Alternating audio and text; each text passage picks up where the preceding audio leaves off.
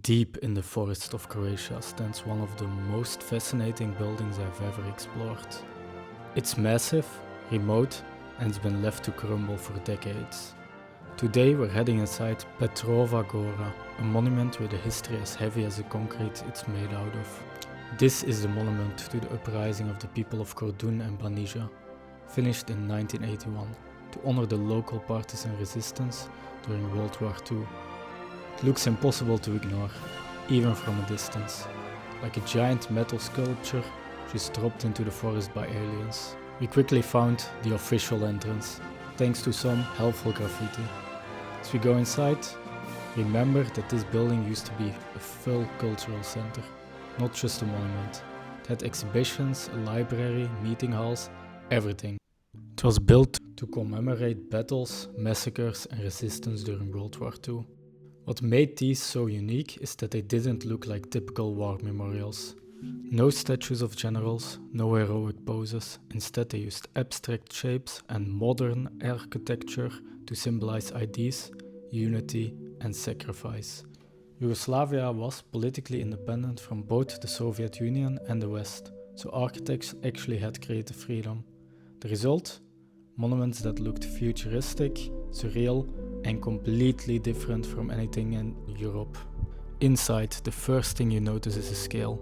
The ground floor once held exhibitions about the resistance, cultural programs and even school trips. It's hard to picture now. With the peeling paint and broken windows, this place used to be polished and full of life. As we climb upward, you can see how massive this structure really is. It used to be covered in 800 tons of stainless steel. In the sun, the building would shine like a mirror.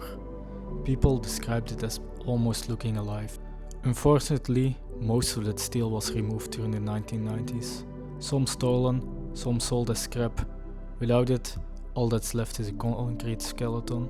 I ventured into the lower roof, because I could see the concrete was still in good shape from below. From there, the location really makes sense. These forests were once full of partisan fighters, hidden in the hills. There they ran underground hospitals, shelters and supply routes. Thousands of lives were saved there. The monument was built on this exact spot for that reason. As we move higher, you can see that in some places temporary barriers were set up, where the glass originally used to be. These floors had full panoramic windows. Imagine standing here in the early 80s, surrounded by gleaming metal and glass, looking over the whole forest. Reaching the roof, we found out the monument isn't completely abandoned.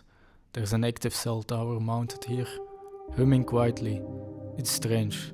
This giant piece of Yugoslav history now partly serves as a modern telecom hub. Heading back inside, we found the server room. You can actually hear the equipment humming inside. It's a small pocket of modern technology, still working inside of a structure that's falling apart. Behind the building, we found a hidden overgrown path that leads to a second entrance. This one takes you deep into the basement. It's massive. You could actually park a truck in here.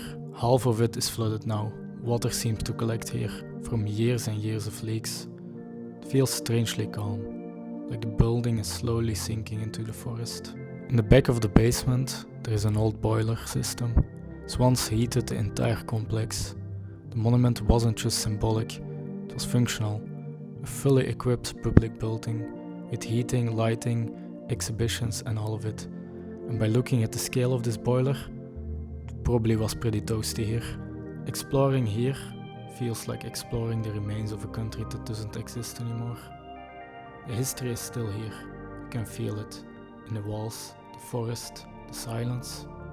Places like this aren't just abandoned buildings. They're stories, memories and reminders of what people fought for. Thanks for joining me on this explore. If you want to see more places like this, feel free to stick around.